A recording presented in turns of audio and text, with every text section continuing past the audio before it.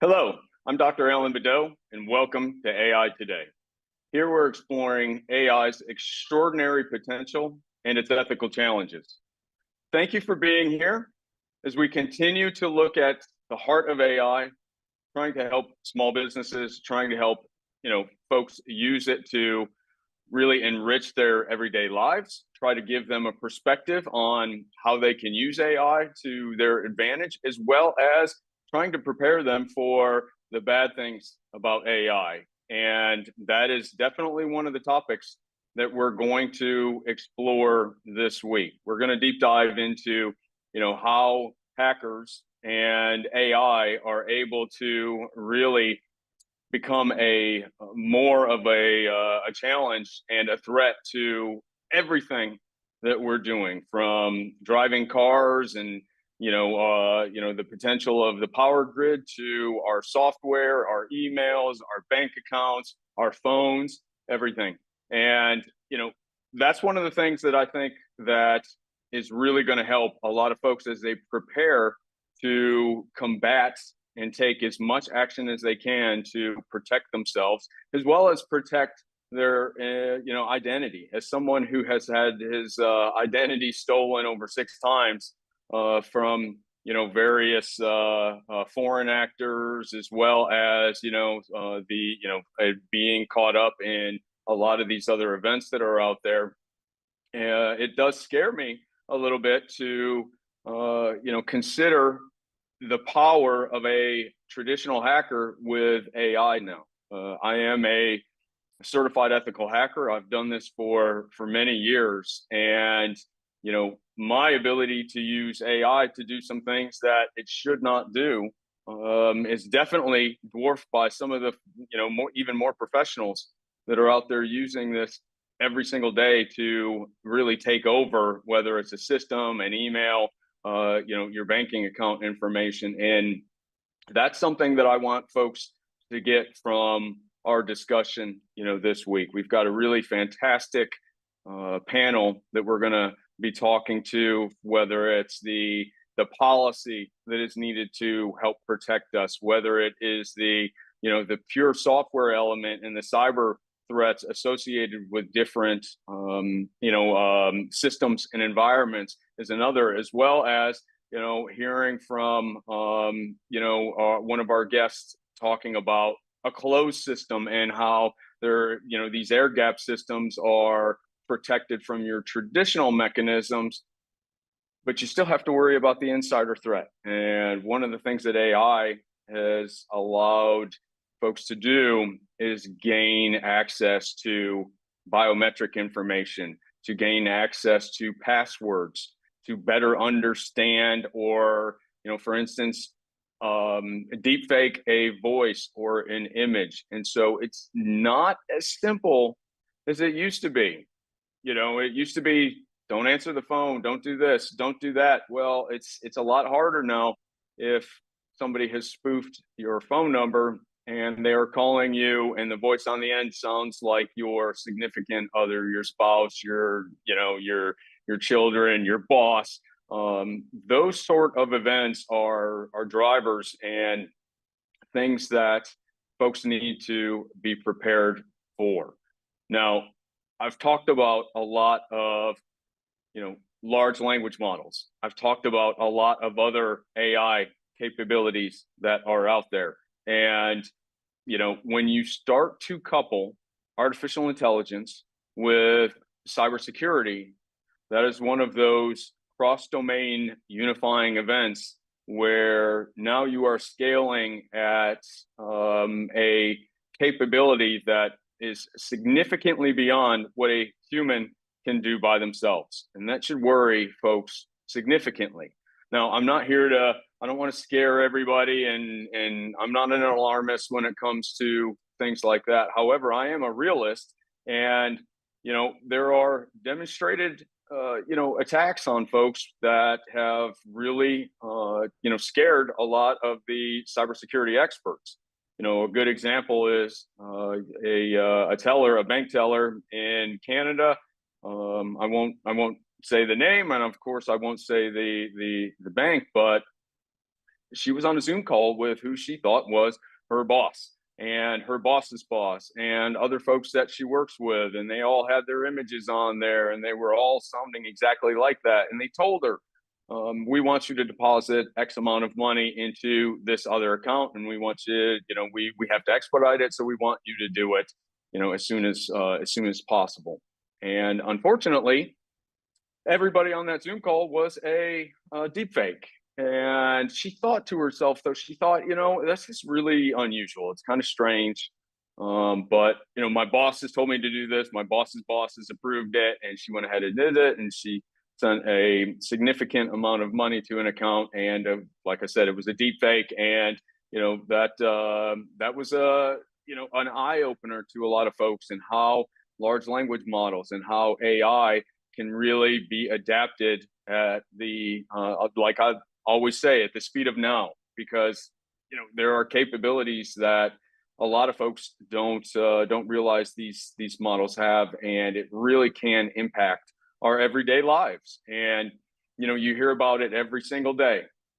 There's a new event that's taking place, that somebody has hacked a new system, whether it's your mortgage provider, or your cable provider, or you're going to a hotel and their data has been stolen. The biggest emails, the tranche of emails that I get, I could put in a bucket that folks are just worried about their identities being compromised, about how much data these companies are asking for now, and seem to not have the protections in place that allow them to really safeguard our information. And that's a concern to a lot of folks. And as we walk through the show this week, I want you to think about the impacts of having your data stolen, what would you do to try to protect that?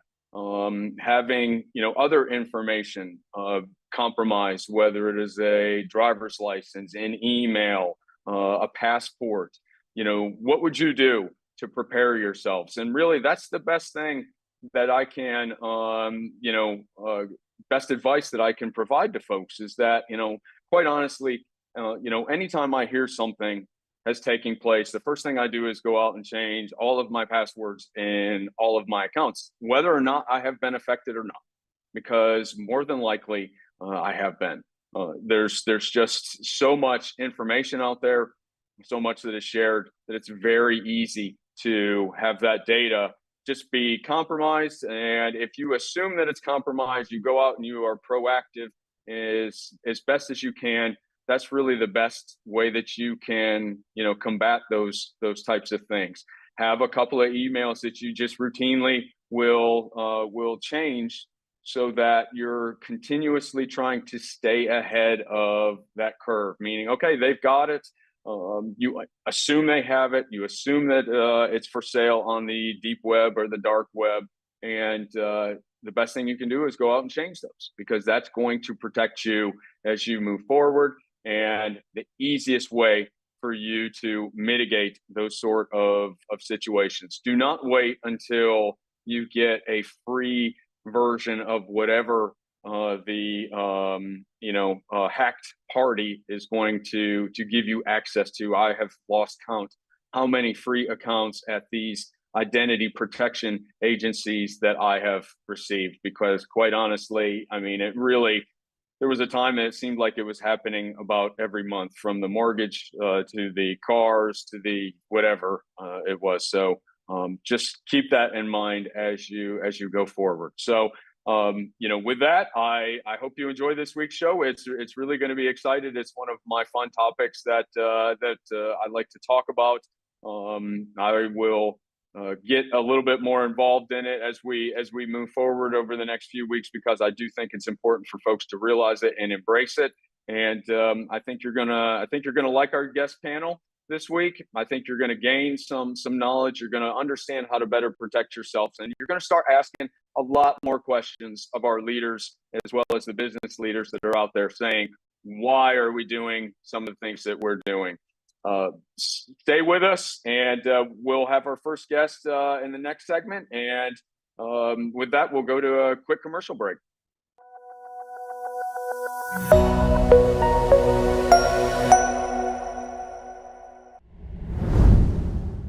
Welcome back to AI Today.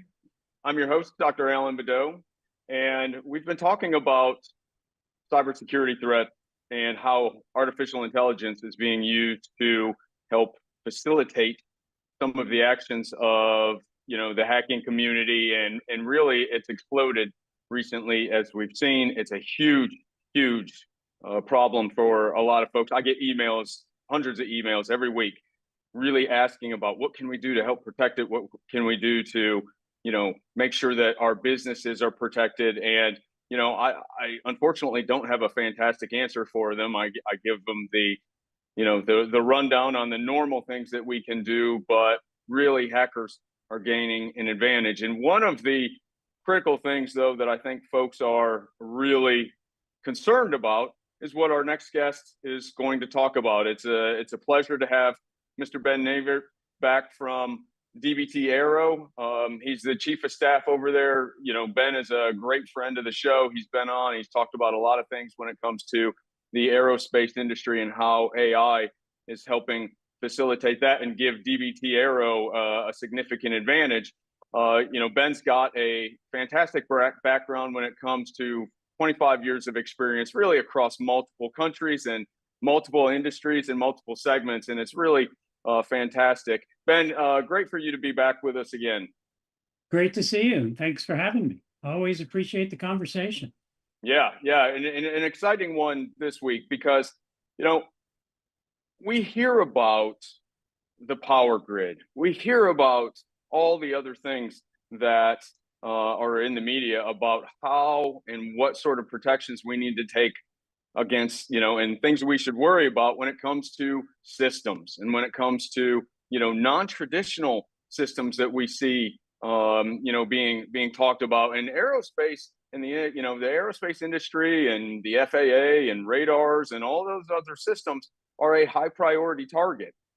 From your perspective, Ben, what are some of the things that whether it's the government, whether it's private industry, what are some of the things that they're doing to try to protect some of those systems out there from these next generation hacking events? Well, a very good friend of mine used to be the chief information security officer in the White House, and he can assure they're trying to protect everything with various levels of success, depending on what they directly control and what they don't. And there's a number of strategies that they follow when they are looking at protecting systems. Some of the most critical systems, they use air gap strategies. In other words, those systems either work through a completely private network or don't talk to a network at all. And so everything going into that system has to be certified, delivered basically in a disk or some other USB key that they can assure that what's on that key is clean, and then they run their update. There's always the chance, as we saw with the air traffic control system a number of years ago, where they made a fairly minor programming error. So, those sorts of things do happen, but it wasn't an AI system hacking. It was just simple human error in a code that caused some loss of data. They didn't lose the data. They were able to recover it from backup. But for the pilots filing their flight plans and looking at live data to plan their flights, there was a lot of information missing for a brief period of time. But a lot of those systems are air gapped. A lot of those systems use advanced security to check the code, to make sure the code hasn't changed. When you get to, our product, like an aircraft, it's really an air gap system. When you look at a GPS in an aircraft, there isn't a way to remotely update a lot of those systems. You have to bring the update to the airplane, mechanically plug something into the aircraft, then you run the update, and the software actually checks for certain validity keys in that software to be sure that it's the right software and it's been created by Jeppesen or whoever it is, and that it's correct and clean. So yeah, I mean, you're right. But the challenge is you got to protect everything. And yeah, there are priorities, but the way aviation works, you can't really provide a chink in the armor. If they get in one place, they can create a lot of havoc, even though they can't get in other places. That's right. So it's a very broad defense. Yeah, and I think that goes to a larger discussion that I have with a lot of folks, that it's still driven by humans, and you have to be just as concerned about the insider threat and the person that is actually doing that, as opposed to the AI itself. I go back to my favorite Christmas movie. I know I'm going to get a lot of emails when I say this, but it was Die Hard 2. Remember, them taking over the radar and all the other things at the Dulles Airport, and that was, oh my goodness, that was 20 years ago, right? And it's those sort of events that folks need to be more concerned about, I think, as opposed to, for these types of systems, an AI attack when it comes to that. From Ben, when you talk about air gap systems, I think that's a really important key. And you mentioned it about the airplanes and the aircrafts. How are you all at DBT Aero looking at vulnerabilities and cyber threats and those kind of things, and insider threats, if we even want to get into that a little bit? Well, I won't go into too much specifics, as you can imagine, but Hmm. we have very talented IT. We have some people that are very, very experienced at securing data. So we look at, again, a multi-level approach. We know the people that we're issuing usernames and passwords to. We monitor to some extent the transactions that they're following that have to do with our systems. We don't look at what they do outside, and a lot of people that work with us do other things. So we look at what they're doing within DBT Aero in our collaborative database. We know where they go. We can tell if they're copying large quantities of data. When we work with email, at the moment, we're in the process of looking at significantly upgrading the security of our email. But the email we have right now is secure, and it does protect us to some extent, to the broader extent of keeping people out unless they're supposed to be in. And it does protect us. The IT guys can look at what's happening within the email system and identify whether somebody's doing something unusual. Now, we don't use a very advanced AI. We're a fairly small company, but I do know and have worked with in previous jobs, companies that specialize in these network security operations offices, SOC, security operations centers, and they use a huge amount of AI to fight AI. They're looking Hmm. at patterns. They're looking at patterns of traffic, at volume, and they're trying to understand whether something unusual is occurring within the first few seconds of that occurrence. So they can immediately block it, determine whether it's valid or not, and then either allow it or not allow it and take the appropriate action. So yeah, AI as a tool for evil, yeah, it's very dangerous, but it's also very powerful as a tool for the good. It can look at a very large amount of data and highlight anomalies, even when those anomalies haven't, might have occurred in the past, but looked only slightly different. And a human scanning an error log or scanning a network log would never have picked it out. So, Yeah. there's a lot of those activities here at DBT Aero. Answer your question specifically, we monitor the systems that we provide to our staff, and we encrypt what we believe needs to be encrypted. There is email with outside parties. We do have an encryption solution that we can share with outside parties so that we can encrypt end to end with them. But in a lot of cases, the outside party information doesn't need to be encrypted. So we don't go through the hassle of getting them into the encryption system. And then they have to remember to use it when they're talking to us. Hmm. So we try and focus our efforts to protect our data on our collaborative database and some other places where we're storing information so that Yeah. we can be very good at that.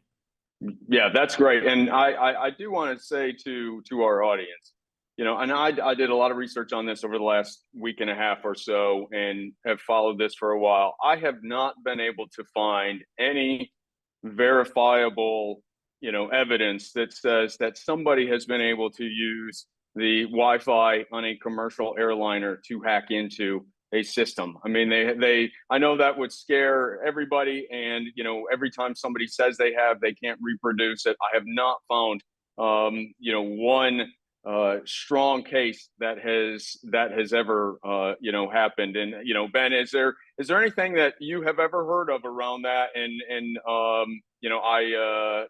that supports that, or that can refute what I just said? Well, support it. I mean, those are air gap systems. The public Yep. Wi-Fi in an aircraft is not used by the aircraft. The That's right. aircraft uses completely different system. There have been numerous cases of people turning on, purposely, maliciously activating hotspots that look like the public system. They do it in airports. They do it all over, but specifically in aviation. There's been numerous cases of someone activating a hotspot, and that way people logging into their hotspot, if they're not using a virtual private network solution, a VPN, the packets traveling through their hotspot can be viewed. They can collect the packets. They can look at what's in them. They can at least look at where they came from and where they're going to. Now, whenever I'm in public and I have to use a network, I'll turn on a VPN, virtual private network, and that way all they can see is that there is traffic from my phone to some server that the VPN provides. The packet is completely encrypted, so they can't read the header of my communications to a bank, because they don't know it's all encrypted inside the packet. And yeah, if they're wandering around with a high-end data system, they might spend a few years and try and break the packets up, but generally speaking, it takes too long to do it for it to be of any value to anybody. But you're right, from a Wi-Fi point of view, no one has hacked the plane. They just create all kinds of interesting conversation amongst passengers, or problems where you log into someone's hotspot, do a bank transaction because you think it's public, and that person now has a lot more information about you and your bank than you wanted them to. That's right. So And those are things to be careful. Go ahead. Yes, yeah, that's fantastic. Ben, really quick, where can people find you at? The easiest way is ben.neivert at dbtaero.com. Sorry, at dbt.aero, ben.neivert at dbt.aero. And of course, I'm on LinkedIn under Ben Neivert. So I'd love to have people look us up, or go to the DBT Aero page on LinkedIn and follow us.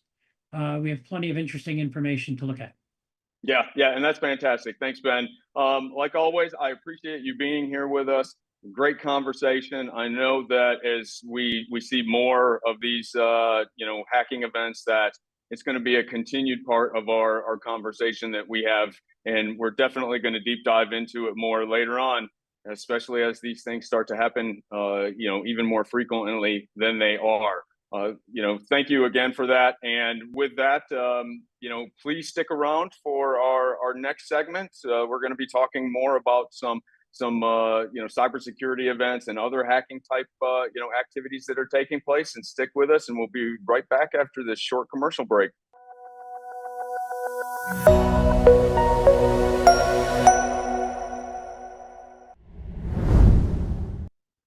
Welcome back to AI Today. I'm your host, Dr. Alan Badeau. Thank you for being here. This week, we're talking about hackers using artificial intelligence to gain an advantage and really just wreak havoc on our lives a little bit more. We are very, very lucky to welcome back Mr. Bruce Schneier. He is a renowned security technologist and author, a faculty associate at the Harvard Kennedy School Carr Center for Human Rights and Policy, and really one of the foremost experts in this topic and in this field. So I would really suggest to our audience that you hang on every word that he says, because what we are going to talk about is going to really impact an awful lot of things that you're going to do to protect yourself in the future. Bruce, thank you for being here. It's great for you to be back. Thanks for having me again. So Bruce, I can tell you our audience is ticked off, right? I mean, they're tired of having their identity stolen. They're tired of getting letters in the mail that say, oh, this account has been compromised, this other account has been compromised, and as I was doing a little research for the show this week, I saw that you were way ahead of this from a trying to warn people of the power that AI would really be able to provide to hackers. And it was your article on the coming AI hackers that really got my attention. I think it was in 2021 that you were ahead of this. From your perspective, what are some of the biggest impacts that AI and hackers using AI are really going to have on our societal systems, on such as finance, taxation, elections, you name it? And what can people do about it? Well, we don't know. And the interesting question to ask is, will AI benefit the attackers or defenders more? Right? It's really easy to imagine ways that attackers can use AI to break into systems. It's equally easy to imagine ways defenders can use AI to defend systems. The RSA conference was a couple of months ago, and there's a show floor full of companies that are using AI technologies. Most of it's marketing nonsense, but some of it's real. And we're going to see this shift in the attack-defense balance as AI tools come online for both the attackers and the defenders. So it's going to be a short-term shift as different people and groups start using these tools, and there'll be some long-term change in the balance, which we don't know yet. So on the attack, I mean, we can imagine AI's writing better phishing emails, but so what? Phishing emails are already good. We can imagine AI's finding vulnerabilities in software. We also can imagine AI's fixing vulnerabilities in software, right? Having the actual manufacturer use the same AI to find the vulnerabilities before the software is shipped. Mm-hmm. None of this is new. 2016, DARPA held an AI capture the flag contest. Now, capture the flag is it happens at hacker cons around the world, and human teams, compete in a simulated network to defend their piece and attack other pieces. It's done for years. 2016, DARPA had a contest of AIs doing it. Now, this is 2016 AIs, and there were regional competitions. I think the top 8 faced off at DEF CON that year. An AI out of Carnegie Mellon won. It became a commercial product. That kind of thing is continuing. That research is ongoing. AIs both on the attack and on the defense. Yes. Now, DARPA never redid their challenge. The scary news I'm going to tell you is that China does that every year. It is called robot hacking games, and we don't have a lot of details of what's done there, but that AI capture the flag, attack and defend is something that they are pushing research in at a rate that we're not in the United States. So that's a little scary right there. That is. But, we don't know. My guess is that in the near term, AI helps the defender more, right? You're already being attacked with computer speeds. AI gives you the ability to defend the computer speeds. And there's some really clever startups that are integrating AI technology into cybersecurity.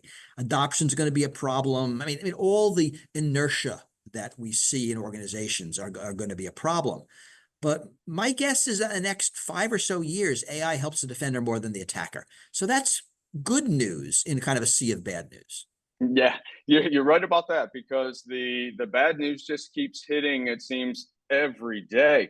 Somebody's been hacked. I during the commercial break, I went and looked at how many emails and letters I've received. I got 6 emails that That's said that, not AI, right? AI is not doing that. That was true 5 years ago. That was true 10 years ago, right? That's the sorry state of software, which really has more to do with the economics of software. We're not willing to pay for secure software. The market doesn't reward it. Regulation doesn't require it, so we don't get it, right? AI doesn't fix that problem, right? AI changes some of the economics, but if you want that fixed, that's a policy fix. That is not a tech fix. That's exactly right, and that's where I was going to go from that perspective. What you see things on different government policy committees and different activities that are taking place. We are definitely behind our other, whether it's adversaries or even countries that we're friendly with. What do we need to do better as a government to really start to get a handle on some of these things a little bit better? Well, it depends on what you're asking. It's very general. I mean, my feeling is that the fact that regulation has pretty much abdicated the internet has not been good for the internet. That the free-for-all of the market doesn't do what's best for society, does what's best for a bunch of, tech billionaires. Yeah. And, it used to be that was okay, that was a decent proxy. And that's becoming less and less true. So more regulation, even though that stymies innovation, actually is better, because now when innovation can kill you, you want to slow it down a little bit. And it's not turning the internet into, the Food and Drug Administration, but it is doing some things to ensure that what we're building is what's good for society. Mm-hmm. Yeah, and the emails that I get every week too, folks are telling me, I went to sign up for a loan and they're asking me for 10 times more information than they used to ask for. They're trying Which to is get odd because more. they probably got it anyway. They probably don't need it. They Exactly. get it for, so I don't know what's going on there, but all right. Yeah, and they feel like that they're really their cyber identity, their that information that is out there, they're being forced to put more out there, and it's easier for everybody to get a hold of it, and it's really frustrating for a lot of folks. Yeah, and that's always been true. I mean, like recently AT&T lost pretty much everybody's information, which is like everybody, but Equifax was 2016, which was Yeah. everybody's information. And I mean, this stuff happens again and again. It's not new. So yes, the fact that all this information is not under our control and there are no regulations on the entities that have our information. It's not like a fiduciary. It's not like your doctor or your attorney or your accountant, where there are actual rules. It's very much a free-for-all. But blame the rules here. Don't blame the tech. Yeah. If the rules were in place, the companies would have better tech. We have the technology. We just don't have the incentive to deploy it and use it. And AI is not going to change that. AI will change things around the edges. And I mean, I'm a little bit excited right now because I think it'll be more positive than negative, but it's not going to change its incentive structure. Yeah, and I agree with you. I'm more excited than I am. I've warned people. I'm actually not trying to scare them this week. I'm just trying to inform them and really get them excited about these sort of things and how they can use them from a business perspective. What would you encourage? What's the first thing, the number one thing that you would tell a small business that they should do to try to either protect themselves or protect their customers' information? This is the problem. If you're a small business, not much you can do. That really you have to trust others. So moving out into the cloud, finding some managed service provider that will handle it all. The problems are now bigger than you as a small business. I mean, it's like hiring your own private doctor. You're not going to do that. You're going to find a good medical center and go there. And we're in a world now where the expertise necessary to secure these systems is beyond the reach of small businesses. So you need to find a protector. It's a very feudal world out there. It is. That's exactly right. And I talk about the convergence of technologies all the time, and from AI and cybersecurity, I think that is one of those areas that is, that's a marriage made in heaven right there. Because or something. I don't know about that metaphor, but go whatever you like. It's something, right? It's something. But it really is, into the future. I think you are going to see, our cybersecurity experts have AI that's going to be sitting right next to them or on that interface. It's going to help them throughout that process. For every expert. Attorneys will have that. Accountants will have that. I mean, you will have that. We will all have experts. And it'll be like having a human expert, right? I mean, they give you advice. Sometimes it's good, sometimes it's bad. You have to interpret it, but it scales. It'll scale in a way that'll give expert advice to lots of people who couldn't afford it before. And that's kind of exciting. Yeah, I think it's very exciting. So Bruce, what's the easiest way for folks to be able to get a hold of you if they have any questions? I know Schneier.com. they get a whole bunch of them. I get a ton of them, and I hope you get a bunch of them too, because it really is going to benefit our folks to get your perspective on those sort of things. What And can we expect from you in the next couple of months? Anything so exciting for us to read? first, all my stuff is on Schneier.com. Like, I don't do social media. I'm not on Facebook. I'm not on Twitter. I'm not on Instagram or TikTok, whatever the kids are using these days. I have a blog. I have an email newsletter. I have a website. So Schneier.com is where everything is, and everything I write is on there. So, whenever there's something new, that's where it is.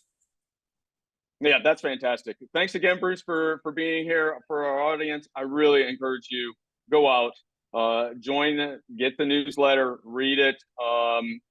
There's so much valuable information on your site, Bruce, that it really is fantastic. And every time I look, I see something else that I want to read and dive into with you. So thank you again for being here. I appreciate it. And with that, we'll be right back after a short commercial break.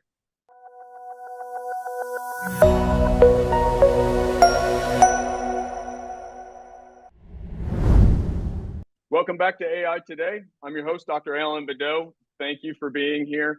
As we've heard from our other guests, we're talking about various topics about, how hackers and how they're using AI against us in a lot of different ways. And, this week I'm extraordinarily lucky to have, Dr. Darren Acemoglu, an economist, an MIT professor, and also a AI expert when it comes to really how we are applying it to our social, our economics, and really the impacts across our entire lives. Darren, thank you for being here as always. Excited to have this discussion with you.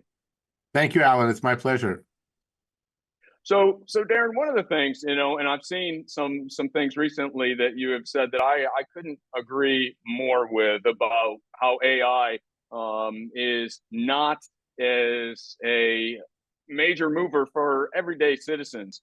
However, it seems like the hackers have a purpose, and now they have a really great tool that they've been able to use. What are your thoughts on policy? People are ticked off, and they're ticked off having everything stolen from them. What do we got to do to put a stop to this, or at least slow it down? Look, I think AI has tremendous potential, and we will only waste it if we hype it up and use it incorrectly, and also leave it in the hands of people who want to use it for malicious purposes. AI is an informational tool. It can take information, it can present information, and it can manipulate information. Mm-hmm. That manipulative role is what a lot of people know how to monetize. If you want to organize a cyber attack, great. The better the tool you have in your hands, the more effective you're going to be. But if you also want to mislead people for other reasons, for example, you want to make people think that your supplement is going to cause all sorts of diseases, well, the more you can convince people using that informational tool, the better. But also, if you think about it, there are many things we can do much better with an informational tool during our day-to-day life. I can get much more reliable information. I can find out things that I can't do right now. For example, how to fix a tire or a short circuit in the house. So an informational tool used correctly could be very useful for a variety of purposes. So if you multiply this to all the use cases in the production process, that's fantastic. But here's a problem with the hype. If you hype it up, everybody's going to invest right away because they don't want to be the ones left behind. And they don't know what to do with it. They're going to use it for all sorts of purposes for which it's not well designed, at least at the moment. They're going to automate a lot of things that shouldn't be automated. They're going to waste a lot of money, invest in all this technology. They don't know what to do with it. And of course, we're going to put trillions of dollars of GPU capacity, computing power capacity, and energy into these models because we want to expand them before we know what to do with them. So the hype is actually quite dangerous, except again to the cyber attackers and the manipulators. Yeah, I agree 100%. it is a concern when you look at, using AI for things that it's not designed for. And I always tell people, you've got to have a human in the loop, even when you deploy some of the things that it is designed for, because you never know what's going to happen. I think from a policy perspective, and this has always concerned me when I raise a flag, even when I was supporting the government doing a lot of different things when it came to AI, in that how is it regulated? And it always seems like policy is lacking behind technology, which is not unusual. However, it seems like it's a little bit even farther behind when it comes to AI. What can we do about that? Well, look, regulation is hard. Regulating anything is hard. Did we start regulating pharmaceuticals right away? No, it was quite a while after people realized that you could do a lot of damage with the wrong drugs or the wrong chemical compounds, that the government jumped in and started passing some comprehensive regulation on what could be approved by the FDA and the process and all of that. AI is much more complex. It isn't surprising that we have fallen behind, especially during a time when president after president, administration after administration emphasized deregulation. But also, it's an outcome that's supported by billions of dollars of lobbying. Tech companies don't want to be regulated, and they are now some of the biggest lobbyers in the world. Mm-hmm. So lobbying requires, regulation requires a sort of a clear-headed approach. What is it that we want from these tools? What are the dangers? How can we steer it in a better direction? And I think you put your finger on exactly the right thing. We want a human in the loop, precisely because in many of the use cases at the moment, there's a lot of uncertainty. The technology can misfire. But more broadly, I think if you approach AI as an informational tool, it would be most useful if we put it at the service of humans. So if we actually put it at the service of humans, of course humans are going to be in the loop because they are the ones who are using AI.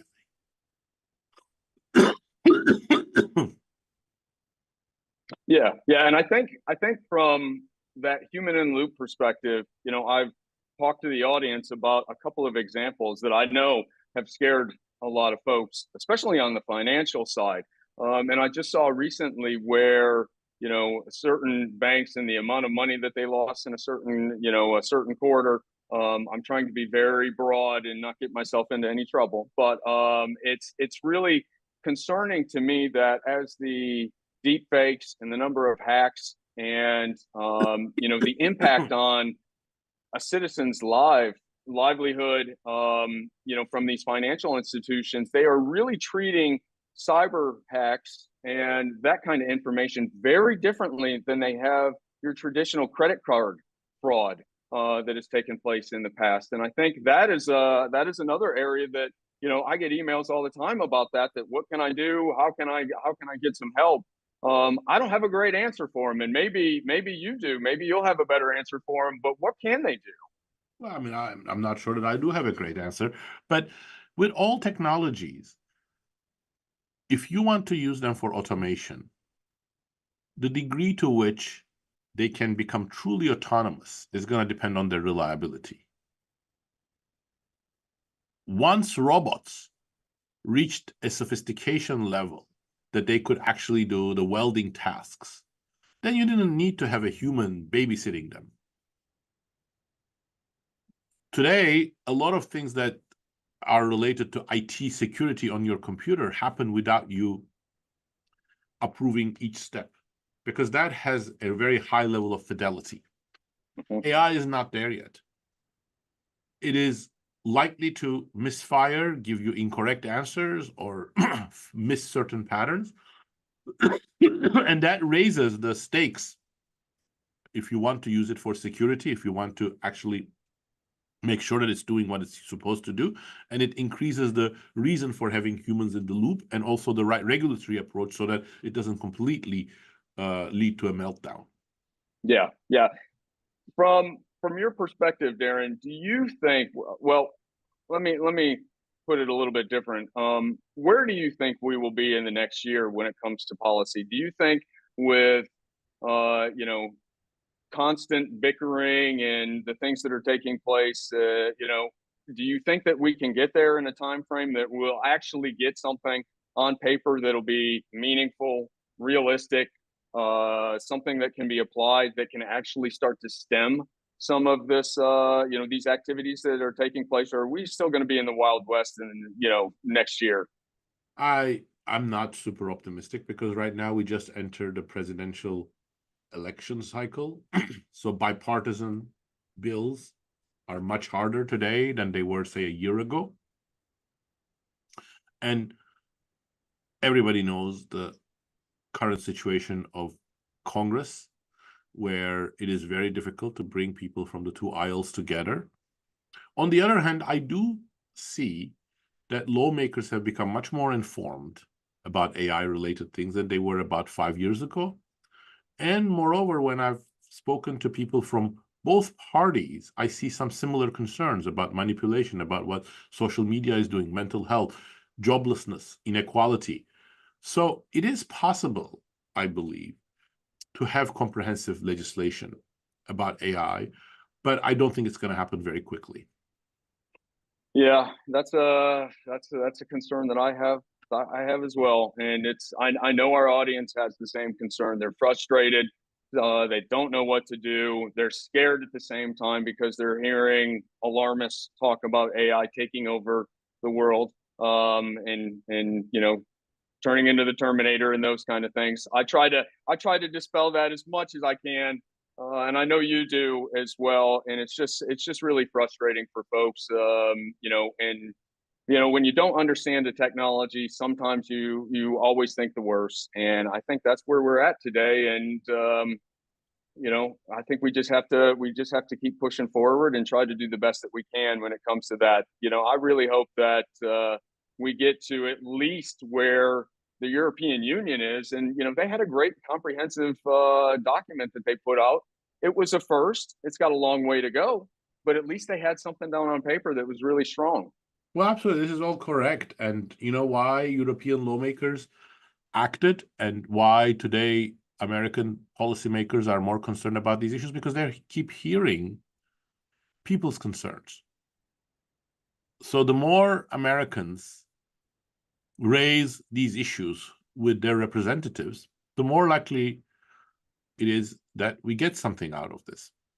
Mm-hmm. And exactly like you said, people having the right emphasis, the right recognition of what the problems are is central. The two poles of this, either sort of blind techno-optimism, everything's going to work out, you know, OpenAI and Google are going to come out with the perfect technologies and we're all going to be amazingly prosperous as a result, or killer robots are coming. Neither of these two poles are helpful. It's somewhere in the middle. That's right.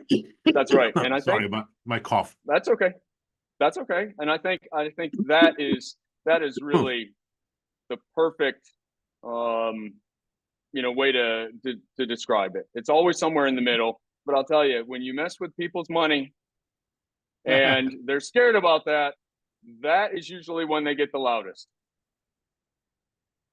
Absolutely. Yep. So, Darren, what's the easiest way for folks to get a hold of you if they have any other questions? I think email or Twitter would be best. And I know you have a lot of things that are coming out. You know, I see a couple of things a week on some new articles, some new you know, interviews that you do. So I really encourage folks. You know, the easiest thing to do is put Darren's name in Google, and you'll get notifications on when you can read some of his stuff or see new material that's coming out there. I really hope everybody does that. Darren, thank you again for being here. Great discussion, and I know we'll have more conversations about this as we move forward and people get more mad. I think that's when it's going to be interesting to see. So for our audience, thank you for being here this week. I hope you learned something. I hope you're excited. I hope it gets you fired up a little bit. I'm fired up. I'm tired of having my identity stolen. I know you all are too. Look forward to having discussion with you next week. We'll have another great topic and another great panel of guests. So thank you, and have a wonderful, wonderful week. Thanks. Thanks, Alan. This has been a Now Media Networks feature presentation. All rights reserved.